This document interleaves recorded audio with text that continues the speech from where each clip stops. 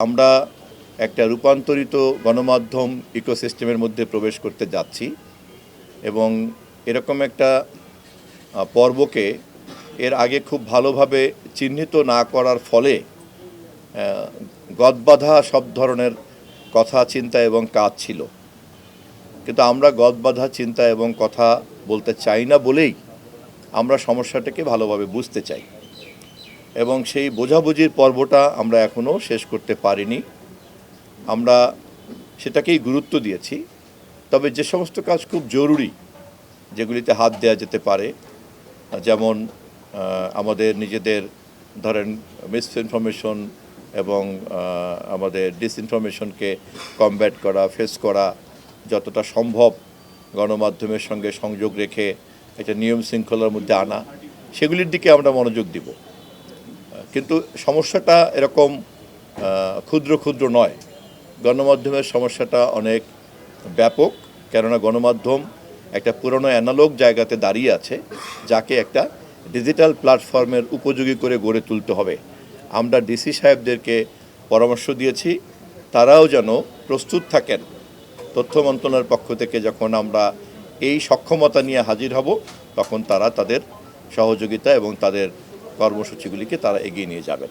একসময় প্রেস মানেই ছিল মিডিয়া, এখন তো প্রেস মানে আর মিডিয়া না, এখন তো মিডিয়া তো মাস কমিউনিকেশান, যেখানে ব্রডকাস্টিং থেকে শুরু করে টেলিকমিউনিকেশন থেকে শুরু করে সোশ্যাল মিডিয়া থেকে শুরু করে ইন্টারনেট কমিউনিকেশন সবই পড়ে। তো সেই কারণে আমি আগেই শুরু করেই বলছিলাম যে আপনাদের যে চাহিদা আর সরকারের যে প্রস্তুতি, এর মধ্যে একটা ব্যবধান আছে। আমি খুব অনেস্টলি স্বীকার করছি, এটা রাষ্ট্রেরই দুর্বলতা, নট যে এটা সরকার। তবে নির্বাচিত সরকার হিসাবে আমরা এই দুর্বলতাগুলিকে যেহেতু চিহ্নিত করতে পেরেছি, অতএব খুব দ্রুতই একটা আধুনিক তথ্য ব্যবস্থাপনার মধ্যে আমরা প্রবেশ করতে পারবো। সেই প্রস্তুতি নেওয়ার জন্যই জেলা প্রশাসক মহোদয়দেরকে বলেছি।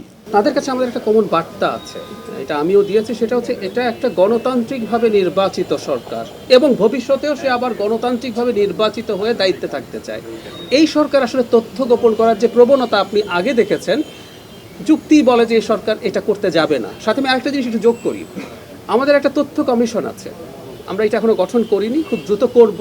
তথ্য কমিশনও আগে ঠিকঠাক মতো কাজ করতে পারিনি। আমরা যেখানে যেখানে সমস্যা যদি থাকে, সেটার জন্য একটা কমিশন যেহেতু হবে, আমরা সেটাকে স্বাধীনভাবেই সেই কমিশন কাজ করবে, সেটা তারা বাকিটা ডিল করতে পারবে। সো আমরা দৃঢ়ভাবে বিশ্বাস করি আমাদের ডিসি মহোদয়রা এবং সব কিছু মিলে একটা বেটার খোলা একটা ইনফরমেশনের জায়গা তৈরি হবে। আমরা তো এখন একটা ডিজিটাল মিডিয়ার মধ্যে ঢুকে পড়েছি, খুব সহজে মিডিয়া অনেকে চালু করছেন অনলাইন বেসড, সেখানে কখনো কখনো তাদের মতে, এবং তারা এই সমস্যা ফেসও করেন, যে এটা আপনারাও নিশ্চয়ই স্বীকার করবেন যে নীতিমালার একটা অভাব আছে।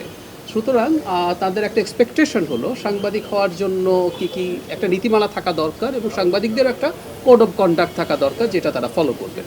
সেই ক্ষেত্রে তাদের দায়িত্ব পালনে সুবিধা হবে। সো এই একটা নীতিমালা এবং রেগুলেশনের কথা আমরা আমাদের মন্ত্রণালয়ের পক্ষ থেকেও ভাবছি এবং এটা আমরা দ্রুতই করব। আমরা ইতিমধ্যেই নোয়াবের পত্রিকা মালিক সমিতির সঙ্গে মাননীয় প্রধানমন্ত্রীর বৈঠকে এ ব্যাপারে একটা নীতিগত আলাপ আলোচনা চালিয়ে যাওয়ার বিষয়ে সম্মতি আমরা তৈরি করতে পেরেছি। এরপরে আমরা টেলিভিশন মালিক সমিতির সঙ্গেও সরকার প্রধান মাননীয় প্রধানমন্ত্রীর সঙ্গে বৈঠক হবে। আমরা যেহেতু এটা মূলত মালিক পক্ষের বিষয়, এটা তো একটা শিল্প এবং এটা মূলত তো উদ্যোক্তার বিষয়, এবং এখানে এমপ্লয়ার হচ্ছেন তারা, এমপ্লয়ি হচ্ছেন সম্মানিত সাংবাদিকরা। তথ্য মন্ত্রণালয়ের দায়িত্বে থাকার কারণে, আপনারা এই জগতের সম্মানিত পেশার মানুষ হওয়ার কারণে, আমরা সরকারের পক্ষ থেকে এমপ্লয়াররা আপনাদের মতো সম্মানিত এমপ্লয়ীদেরকে যথাযথ আইন অনুযায়ী মর্যাদাবান বেতন কাঠামোতে রাখলেন কিনা, জবের সিকিউরিটি থাকলো কিনা, নিরাপত্তা থাকলো কিনা, দেশের প্রচলিত আইন অনুযায়ী তাকে নিশ্চিত করার উদ্যোগ আমরা গ্রহণ করব। কিন্তু রাজি করাতে হবে কিন্তু ওই বেসরকারি উদ্যোক্তা এবং মালিকদেরকে।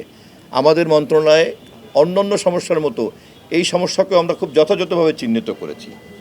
একই সঙ্গে একথা আপনাদেরকে খেয়াল করতে হবে যে তথ্য উদ্যোক্তাদের বা ওয়েস্টবোর্ড দিতে সক্ষম অথবা সক্ষম কম, এর বাইরে এত বিশাল অঙ্কের সংখ্যক গণমাধ্যম মালিক এবং সাংবাদিক পরিচয়ের এত বিশাল সংখ্যক লোক তৈরি হয়েছেন যে পেশাদার সাংবাদিকরাই আমাদের কাছে বারবার দাবি তুলছেন, অথবা যারা প্রতিষ্ঠিত গণমাধ্যম হাউস তারাই দাবি তুলছেন যে ভাসমান এই সমস্ত প্রতিষ্ঠানগুলিকে আপনারা ব্যবস্থা নিন।